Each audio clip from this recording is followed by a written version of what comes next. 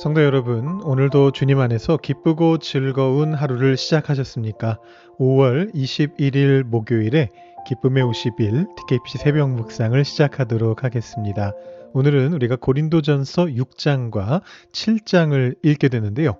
오늘 읽게 되는 이 본문들 속에는 자칫 오해하기 쉬운 그런 본문들이 좀 등장을 합니다.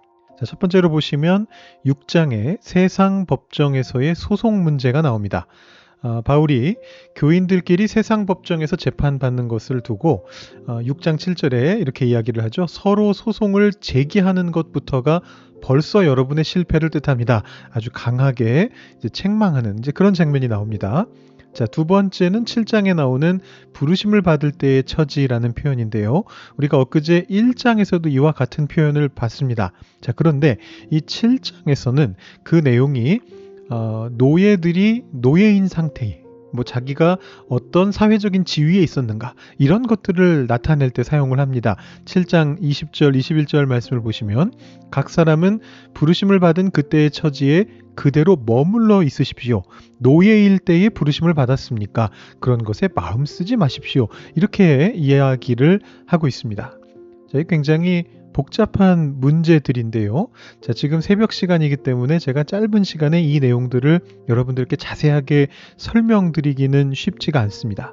다만 이 말씀들을 그저 눈에 보이는 그대로 문자 그대로만 받아들여서 교회 안에 어떤 범죄나 억울한 일은 절대로 세상 법정에 가져가면 안 된다라거나 기독교인은 노예제도든지 불합리한 사회제도 같은 게 있을지라도 절대로 순응해야 한다라는 식으로 율법적인 어떤 원칙을 세워서는 안 됩니다. 이 성경의 문자 이면에 있는 하나님의 원리를 볼 줄 알아야 되는데요.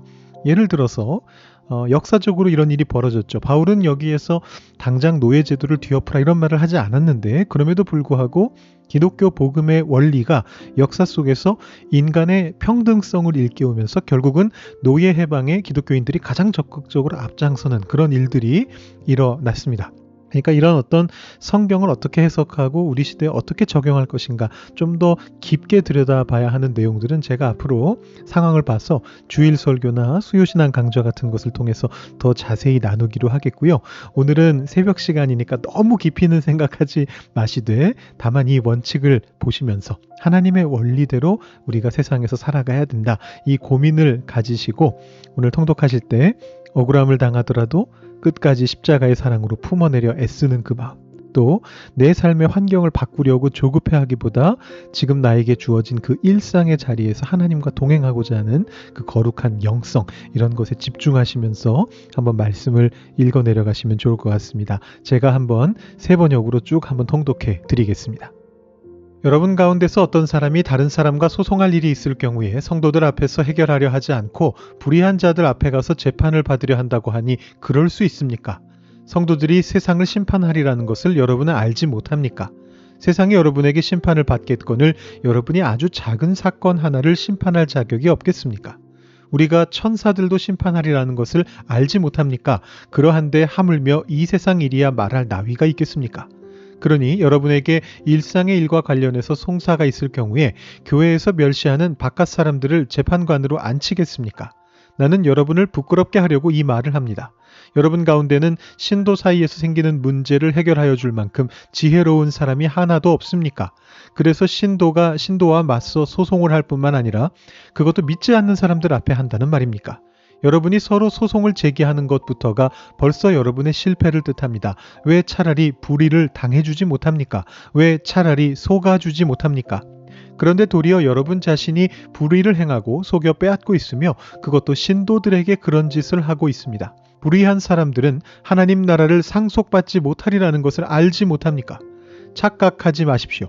음행을 하는 사람들이나 우상을 숭배하는 사람들이나 간음을 하는 사람들이나 여성 노릇을 하는 사람들이나 동성애를 하는 사람들이나 도둑질하는 사람들이나 탐욕을 부리는 사람들이나 술 취하는 사람들이나 남을 중상하는 사람들이나 남의 것을 약탈하는 사람들은 하나님 나라를 상속받지 못할 것입니다.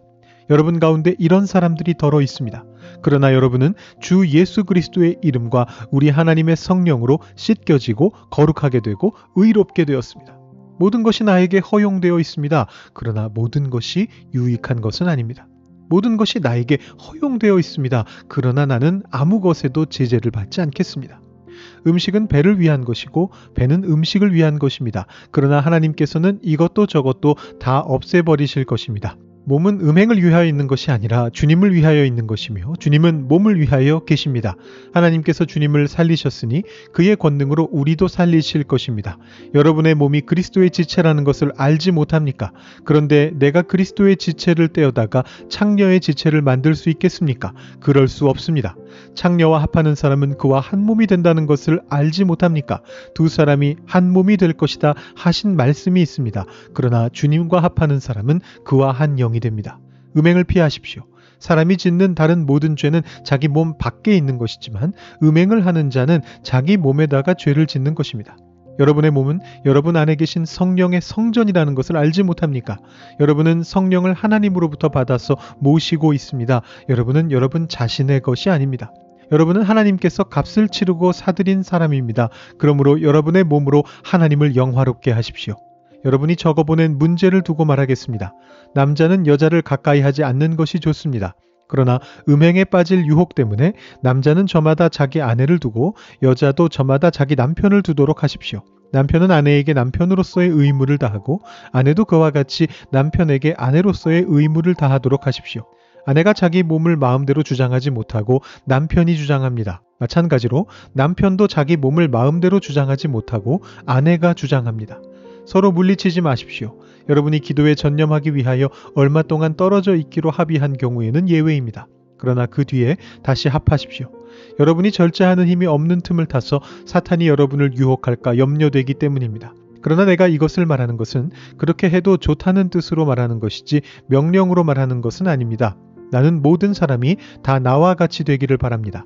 그러나 각 사람은 하나님께로부터 받은 은사가 있어서 이 사람은 이러하고 저 사람은 저러합니다. 결혼하지 않은 남자들과 과부들에게 말합니다. 나처럼 그냥 지내는 것이 그들에게 좋습니다. 그러나 절제할 수 없거든 결혼하십시오. 욕정에 불타는 것보다는 결혼하는 편이 낫습니다. 결혼한 사람들에게 말합니다. 이것은 나의 말이 아니라 주님의 명령입니다. 아내는 남편과 헤어지지 말아야 합니다. 만일 헤어졌거든 재혼하지 말고 그냥 지내든지 그렇지 않으면 남편과 화해하여야 합니다. 그리고 남편도 아내를 버리지 말아야 합니다. 그 밖의 사람들에게 말합니다. 이것은 나의 말이요 주님의 말씀은 아닙니다. 어떤 교우에게 믿지 않는 아내가 있는데 그 여자가 남편과 같이 살기를 원하면 그 여자를 버리지 말아야 합니다. 또 어떤 여자에게 믿지 않는 남편이 있는데 그가 아내와 같이 살기를 원하면 그 남편을 버리지 말아야 합니다. 믿지 않는 남편은 그의 아내로 말미암아 거룩해지고 믿지 않는 아내는 그 남편으로 말미암아 거룩해졌습니다. 그렇지 않으면 그들의 자녀도 깨끗하지 못할 것인데 이제 그들은 거룩합니다. 그러나 믿지 않는 사람 쪽에서 헤어지려고 하면 헤어져도 됩니다. 믿는 형제나 자매가 이런 일에 얽매일 것이 없습니다. 하나님께서는 여러분을 부르셔서 평화롭게 살게 하셨습니다. 아내된 이여 그대가 혹시나 그대의 남편을 구원할는지 어찌합니까? 남편된 이여 그대가 혹시나 그대의 아내를 구원할는지 어찌합니까? 각 사람은 주님께서 나누어 주신 분수 그대로 하나님께서 부르신 처지 그대로 살아가십시오. 이것이 내가 모든 교회에게 명하는 지시입니다.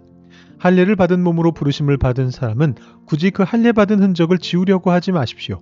할례를 받지 아니한 처지에서 부르심을 받은 사람은 굳이 할례를 받으려고 하지 마십시오. 할례를 받은 것이나 안 받은 것이나 그것은 문제가 아니고 하나님의 계명을 지키는 것이 중요합니다. 각 사람은 부르심을 받은 그때의 처지에 그대로 머물러 있으십시오. 노예일 때에 부르심을 받았습니까? 그런 것에 마음 쓰지 마십시오. 그러나 자유로운 몸이 될 수 있는 기회가 있으면 어떻게 해서든지 그것을 이용하십시오. 주님 안에서 노예로서 부르심을 받은 사람은 주님께 속한 자유인입니다. 그와 같이 자유인으로서 부르심을 받은 사람은 그리스도의 노예입니다. 여러분은 하나님께서 값을 치르고 사신 사람입니다. 그러므로 사람의 노예가 되지 마십시오. 형제자매 여러분, 각각 부르심을 받은 그때의 처지에 그대로 있으면서 하나님과 함께 살아가십시오. 주님께서 처녀들에 대해서 하신 명령을 나로서는 받은 것이 없습니다. 그러나 나는 주님의 자비하심을 힘입어 믿을 만한 사람이 된 사람으로서 의견을 제시합니다. 지금 닥쳐오는 재난 때문에 사람이 현재 상태대로 살아가는 것이 좋다고 나는 생각합니다. 아내에게 매였으면 그에게서 벗어나려고 하지 마십시오. 아내에게서 놓였으면 아내를 얻으려고 하지 마십시오. 그러나 결혼한다고 할지라도 죄를 짓는 것이 아닙니다. 그리고 처녀가 결혼을 하더라도 죄를 짓는 것이 아닙니다. 그러나 그들이 살림살이로 몸이 고달플 것이므로 내가 아껴서 말해주는 것입니다. 형제자매 여러분, 내가 말하려는 것은 이것입니다. 때가 얼마 남지 않았으니 이제부터는 안에 있는 사람은 없는 사람처럼 하고 우는 사람은 울지 않는 사람처럼 하고 기쁜 사람은 기쁘지 않은 사람처럼 하고 무엇을 산 사람은 그것을 가지고 있지 않은 사람처럼 하고 세상을 이용하는 사람은 그렇게 하지 않는 사람처럼 하도록 하십시오. 이 세상의 형체는 사라집니다.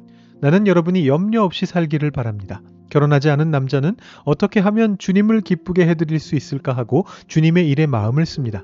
그러나 결혼한 남자는 어떻게 하면 자기 아내를 기쁘게 할 수 있을까 하고 세상 일에 마음을 쓰게 되므로 마음이 나뉘어 있습니다. 결혼하지 않은 여자나 처녀는 몸과 영을 거룩하게 하려고 주님의 일에 마음을 쓰지만 결혼한 여자는 어떻게 하면 남편을 기쁘게 할 수 있을까 하고 세상 일에 마음을 씁니다. 내가 이 말을 하는 것은 여러분을 유익하게 하려고 그러는 것이지 여러분에게 올가미를 씌우려고 그러는 것이 아닙니다. 오히려 여러분이 품위 있게 살면서 마음에 헛갈림이 없이 오직 주님만을 섬기게 하려는 것입니다. 어떤 이가 결혼을 단념하는 것이 자기의 약혼녀에게 온당하게 대하는 일이 못 된다고 생각하면 더구나 애정이 강렬하여 꼭 결혼을 해야겠으면 그는 원하는 대로 그렇게 하십시오. 결혼하는 것이 죄를 짓는 것이 아니니 그런 사람들은 결혼하십시오. 그러나 결혼하지 않기로 마음을 굳게 먹은 사람이 부득이한 일도 없고 또 자기의 욕망을 제어할 수 있어서 자기 약혼녀를 처녀로 그대로 두기로 마음에 작정하였으면 그것은 잘하는 일입니다. 그러므로 자기의 약혼녀와 결혼하는 사람도 잘하는 것이지만 결혼하지 않는 사람은 더 잘하는 것입니다. 아내는 남편이 살아있는 동안에는 그에게 매여 있습니다. 그러나 남편이 죽으면 자기가 원하는 사람과 결혼할 자유가 있습니다. 다만 주님 안에서만 그렇게 해야 할 것입니다. 내 의견으로는 그 여자는 그대로 혼자 지내는 것이 더 행복할 것입니다. 나도 하나님의 영을 받았다고 생각합니다. 아멘. 오늘 함께 묵상할 말씀은 고린도전서 6장 12절 말씀입니다. 오늘 말씀 내용 전체를 요약하고 있는 그런 말씀이죠. 제가 세 번역으로 먼저 읽어드리고 묵상 나누도록 하겠습니다. 모든 것이 나에게 허용되어 있습니다. 그러나 모든 것이 유익한 것은 아닙니다. 모든 것이 나에게 허용되어 있습니다. 그러나 나는 아무 것에도 제재를 받지 않겠습니다. 아멘. 고린도 도시는 상업이 발달하고 무척 화려한 그런 도시였고요. 그러나 성적으로 매우 문란하고 타락한 그런 도시였습니다. 자, 이런 분위기 속에서 고린도 교인들 중에 일부가 복음이 주는 그 자유라고 하는 개념을 아주 심각하게 오해하고 있었습니다. 그들은 우리는 은혜로 구원받았으니 육체로 무엇을 하든 내 영혼은 안전하다 이렇게 착각을 했습니다. 그래서 그들이 입버릇처럼 하던 말이 바로 따옴표로 묶여있는 그 말입니다. 모든 것이 나에게 허용되어 있습니다. 이것은 바울이 한 말이 아니고 고린도 교회 교인들이 슬로건처럼 가지고 있었던 그 말들입니다. 내 몸으로 내 마음대로 할 자유가 있다. 왜냐? 나는 이미 구원받았으니까. 이제 이런 착각이죠. 사실 오늘날에도 뭐 기쁜 소식 선교회라든가 몇몇 이단들, 구원파의 이단들이 이런 주장을 하는데요. 이것은 사실은 방종을 자유라는 이름으로 포장하고 있었던 그런 모습이죠. 자, 이런 교인들을 향해서 바울이 아주 날카로운 통찰로 답변을 하고 있습니다. 개역개정 성경은요, 바울의 대답을 어떻게 얘기하느냐 하면 내가 무엇에든지 얽매이지 아니하리라 그렇게 번역하는데 방금 우리가 읽은 세번역 성경에서는 바울의 단호한 의지를 더 명확하게 살려서 나는 아무 것에도 제재를 받지 않겠습니다. 그렇게 얘기합니다. 그냥 얽매인다 하면 뭐 수동적으로 뭔가가 얽혀있는 그런 느낌처럼 보일 수 있는데 바울은 그것을 나는 지배당하지 않겠노라 이렇게 얘기합니다. 자, 이 말이 안 되지 않습니까? 모든 것이 나에게 허용되어 있다라는 슬로건이 어떻게 어떤 것에 지배당하고 있는 상태라고 해석할 수가 있겠습니까? 그런데 사실은 그것이 정욕의 지배를 받는다라는 거예요. 내 마음대로 나는 살아가고 있다. 나는 자유롭게 살고 있다라고 생각했는데 실상은 육체적인 욕망에 끌려다니고 있는. 그래서 사실은 그 육체적 욕망, 정욕의 노예가 된 상태였다라는 것이죠. 여러분, 정욕과 죄의 노예가 되는 것은 결코 자유가 아닙니다. 참된 자유는 내가 하고 싶은 대로 다 하는 게 아니에요. 세상의 헛된 것으로부터 지배받지 않는 것이 참된 자유입니다. 이것이 오늘 바울이 6장과 7장 전체를 통틀어서 하고 싶었던 얘기입니다. 거기서 이제 구체적인 얘기들은 여러분 아까도 들으셨지만 굉장히 혼란스럽습니다. 노예들한테 너희들은 그냥 노예들로 있어라 이렇게도 얘기하고, 결혼하지 않는 게 더 낫다 뭐 이런 얘기도 하고, 굉장히 혼란스럽습니다만 그것은 그 당시에 고린도 교회의 어떤 특정한 상황들, 예를 들어 바울이 예수님의 재림이 곧 올 것이라고 생각해서 결혼을 안 하고 기다리는 게 낫다라는 그런 식의 생각을 가지고 이야기했던 건데, 그건 좀 특정한 상황들에 대한 해설이에요. 그런데 원리만큼은 이겁니다. 참된 자유는 세상의 헛된 것에 지배받지 않는 것이다 라는 거예요. 대신에 이어지는 19절 20절에서 바울이 이야기하는 것은 우리의 몸은 하나님께서 값을 치르고 사신 성령의 성전이다 라는 그 이야기를 합니다. 우리의 몸은 내 것이 아니기 때문에 세상의 정욕이 나의 생각이 내 몸을 지배하게 두지 말고 내 안에 거하시는 성령님께 내 삶의 주도권을 완전히 내어드리라 라는 것입니다. 그래야 죄로부터 노연할 수 있다는 것입니다. 성도 여러분, 오늘 여러분은 무엇의 지배를 받고 계십니까? 내 감정, 내 욕심, 혹은 세상의 유혹이 내 마음대로 할 자유라는 이름으로 포장되어서 나를 끌고 가려고 하지는 않습니까? 그럴 때마다 여러분 선포하십시오. 나는 세상의 헛된 욕망에 제재를 받지 않겠다. 지배받지 않겠다.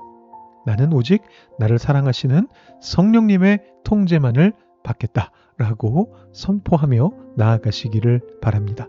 우리를 억압하는 세상의 욕망을 끊어내고 우리를 가장 사랑하시고 선한 길로 인도하시는 성령님의 통제 아래로 기꺼이 들어가는 복된 하루가 되실 수 있기를 주님의 이름으로 축복합니다.